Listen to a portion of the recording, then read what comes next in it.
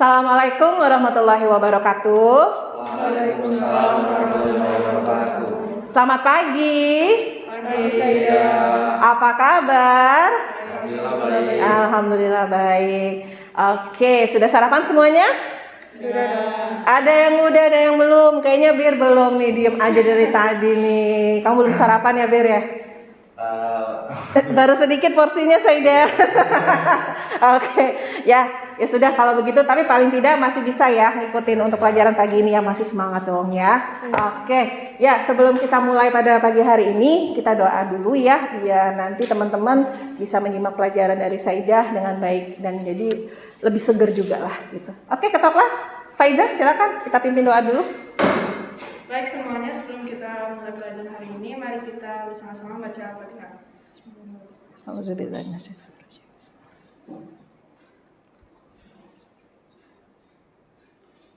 Sudah selesai.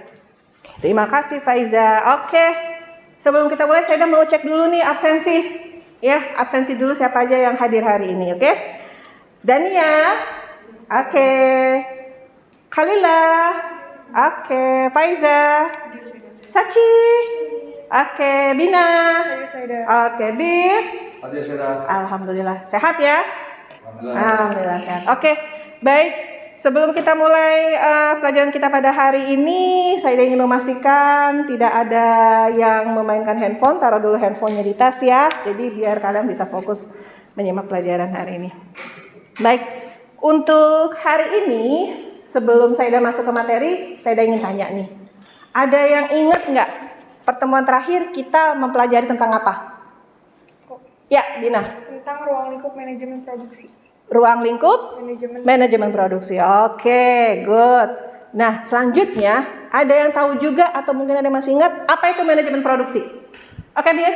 Segala sesuatu atau aktivitas proses untuk mencapai tujuan secara efektif dan efisien. Segala sesuatu atau suatu proses untuk mencapai suatu tujuan secara efektif dan efisien. Oke, good. Masih ingat nih berarti ya. Berarti udah siap nih untuk masuk ke materi berikutnya ya. Oke. Mohon disimak baik-baik ya teman-teman. Habis ini nanti jadi di manajemen produksi ini adalah tahapan selanjutnya ya. Sebelumnya kita sudah tahu, kan tahu sendiri ya manajemen produksi itu ada praproduksi, ada produksi, ada pasca produksi. Nah ini bagian lanjutan dari manajemen produksi ya. Oke.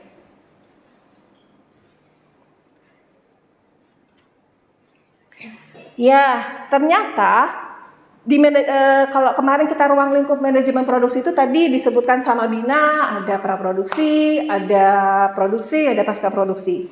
Ternyata kalau misalnya dari keseluruhannya kita ada 2 poin lagi, 2 poin utama, yaitu pertama sebelum praproduksi kita ada yang namanya bagian development, ya, di mana kalau untuk bagian development ini merupakan rancangan kira-kira dari sekitar 1-2 orang yang ingin memberikan mencetuskan sebuah ide seperti itu. Nah, kemudian untuk poin terakhirnya setelah pasca produksi ini yang nggak kalah penting adalah distribusi dan eksibisi, di mana di situ kita memikirkan kalau produksi film, kalau misalnya kita nih habis produksi sebuah film atau produksi sebuah acara, kita ngarepin ada penonton dong.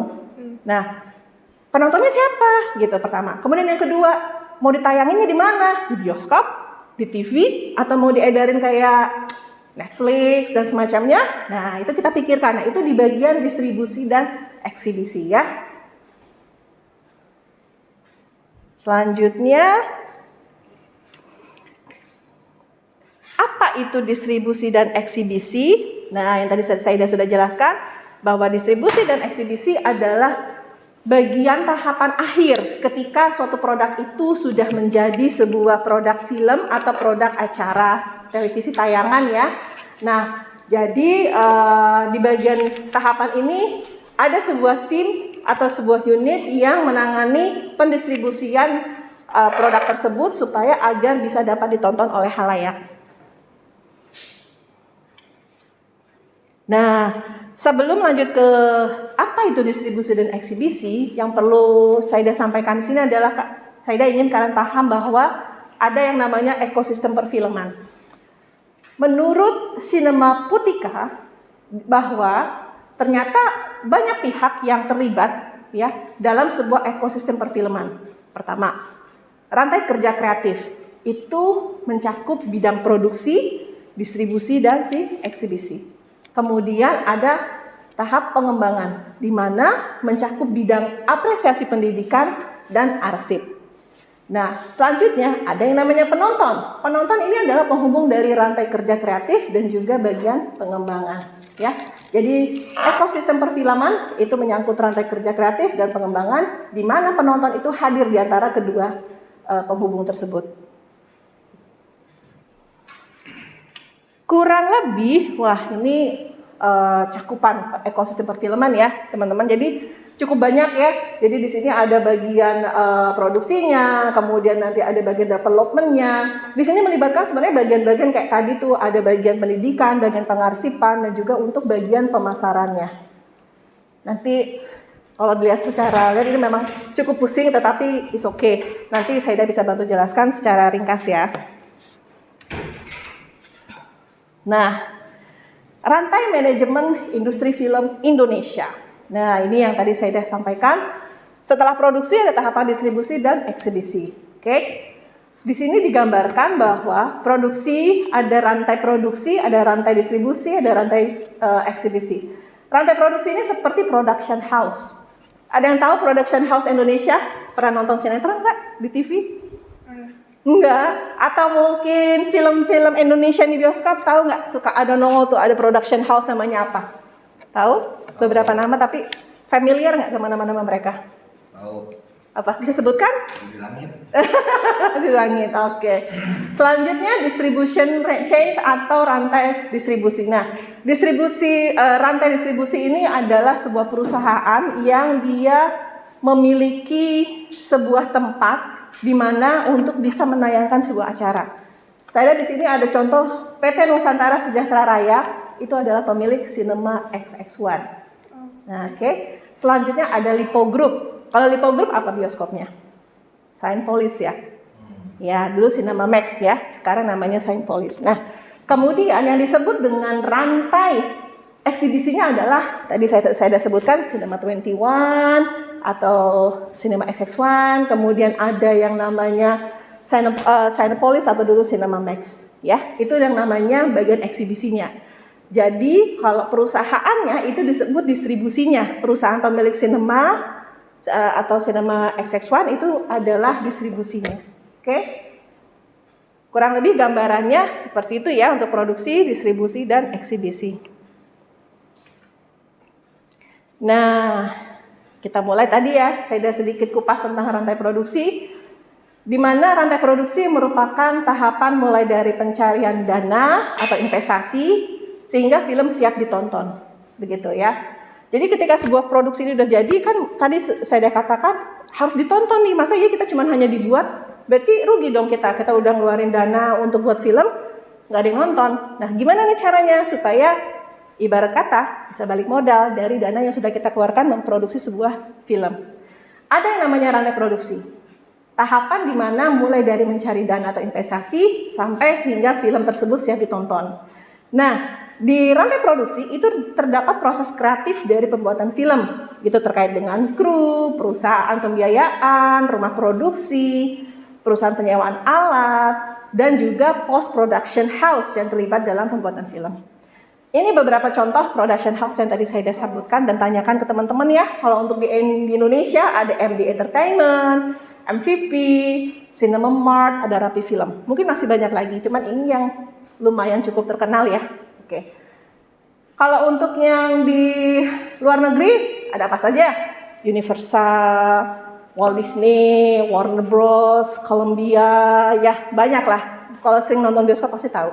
Tapi sekarang kalian jadi tahu, oh ini production house namanya. Oke?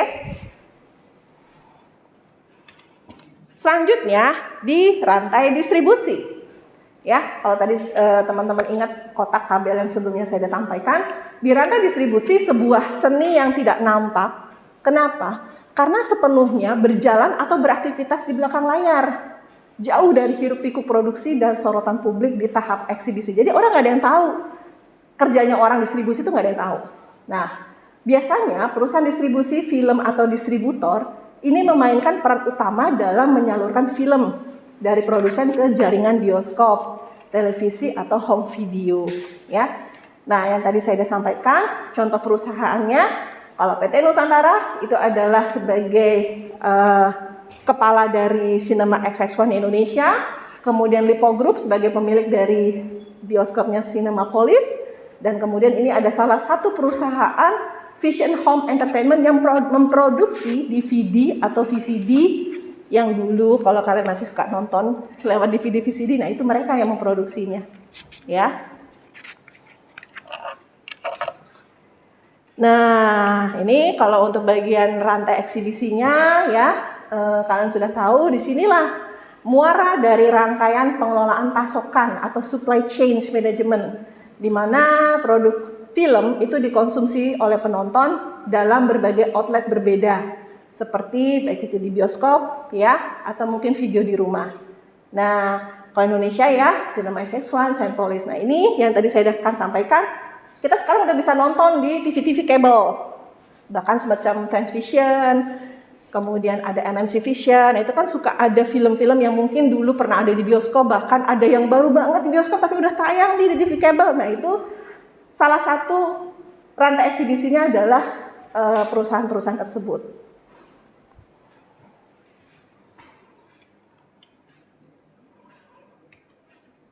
Nah, ini kegiatan distribusi. Bisa dilihat gambar apa? Kira-kira jelas nggak? Kurang jelas ya? Oke. Biasanya kalau kegiatan distribusi ini seperti launch party, premier dengan red carpet, press release, wawancara dengan wartawan, kemudian preview dengan pers juga dalam sebuah kegiatan film ya, atau memutarkan trailer melalui saluran televisi menggunakan sosial media.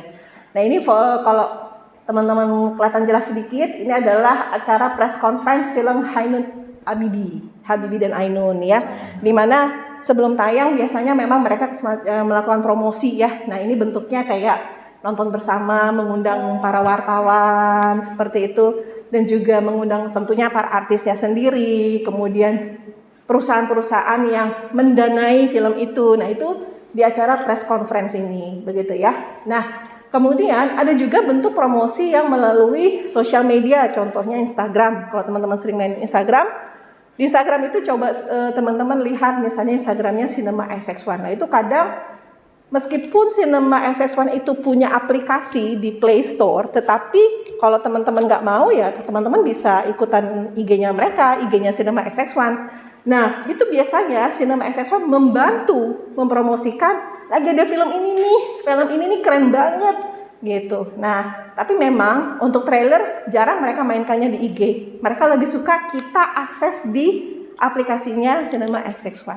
Nah, itu tuh. Jadi sekarang bentuk-bentuk promosinya kalau nggak melalui aplikasi ya medsos gitu. Jadi kalau conference ini hanya lebih kepada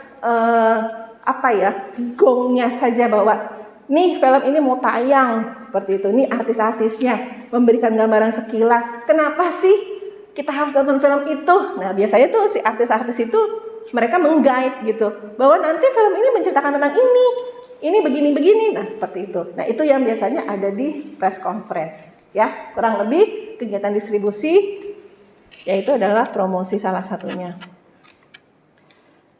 Nah, kalau eksibisi ini merupakan tahap akhir ya, tadi teman-teman bisa lihat dari proses produksi yang memperlihatkan hasil akhir kepada masyarakat. Nah, biasanya eksibisi ini ada dua, theatrical dan non-theatrical. Kalau theatrical itu seperti bioskop ya, kemudian kalau non-theatrical itu seperti DVD atau VCD, Netflix, maksudnya untuk tayangan Netflix atau Disney dan semacamnya. Ya, selanjutnya tugas. Kenapa lemas? Kok tugas? Iya, tenang. Tugasnya nggak individu kok. Tugasnya berkelompok, oke? Jadi Saida minta kalian satu kelompok itu 5-6 orang, ya. Dimana nanti kalian berdiskusi seakan-akan atau mungkin berbagi tugas siapakah yang membayangkan menjadi sebagai seorang distribusi dan kemudian bagian eksibisi. Saya meminta kalian mengamati dan mempelajari salah satu production house. Tadi saya udah sebutkan ada salah satu production house ya, tapi saya udah minta Indonesia, jangan yang luar negeri, nggak nyampe. Melalui kajian artikel kalian cari nanti ya, jadi kalian berkelompok mencari production house Indonesia, kemudian lah cari di artikel, tayangan situs manapun, media sosial yang mereka punya. Nah kemudian kalian buat rundingkan, simpulkan bagaimana mereka melakukan proses distribusi dan eksibisinya dari sebuah karya yang mereka buat sampai bisa ditayangkan atau bisa ditonton oleh orang gitu. Jadi nanti kalian silakan berkelompok mengamati sebuah production house, bagaimana cara mereka melakukan distribusi eksibisi, lihat situsnya mereka, kemudian cari artikel-artikel yang memang sekiranya kebetulan si production house ini mengerjakan sedang memasarkan film ini, seperti itu. Kalau kalian sudah dapat semua data itu, dipresentasikan, dikumpulkan, dipresentasikan, dan nanti kita bicarakan dengan teman-teman di kelas. Oke, siap? Siap, oke.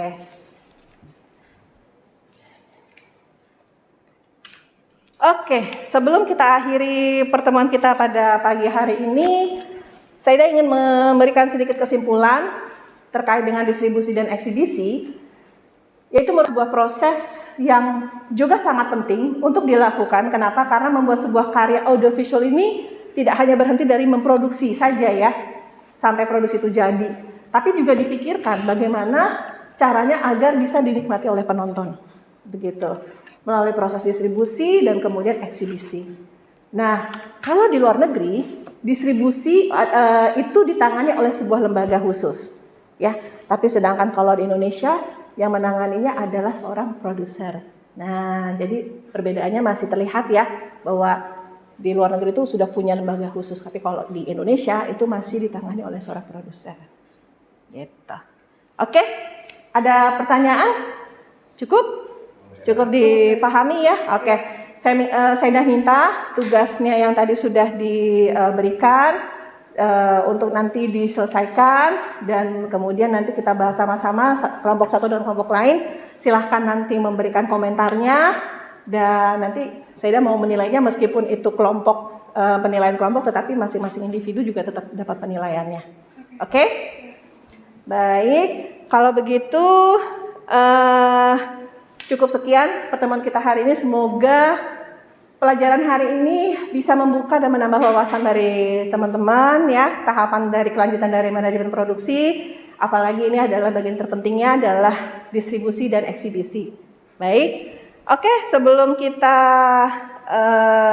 tutup pertemuan hari ini, saya ingin memastikan sekali lagi bahwa tidak ada sampah yang tertinggal di dalam ruangan kelas ya. Pastikan kalian meninggalkan kelas dalam keadaan bersih kembali. Oke, Ketua kelas Faiza, kita tutup dengan doa. Alhamdulillah, jadi kita sudah menyelesaikan pelajaran hari ini. Mari kita bersama-sama mengucapkan alhamdulillah. Alhamdulillahirrahmanirrahim. Oke, terima kasih Faiza. Baik, itu saja pada saat ini untuk pertemuan kita hari ini. Sekali lagi terima kasih, dan alhamdulillah kita dapat menyelesaikan materi kita pada hari ini dengan tuntas ya. Selanjutnya saya minta untuk kalian tetap fokus menyelesaikan tugasnya. Saya akhiri. Wassalamualaikum warahmatullahi wabarakatuh. Waalaikumsalam warahmatullahi wabarakatuh.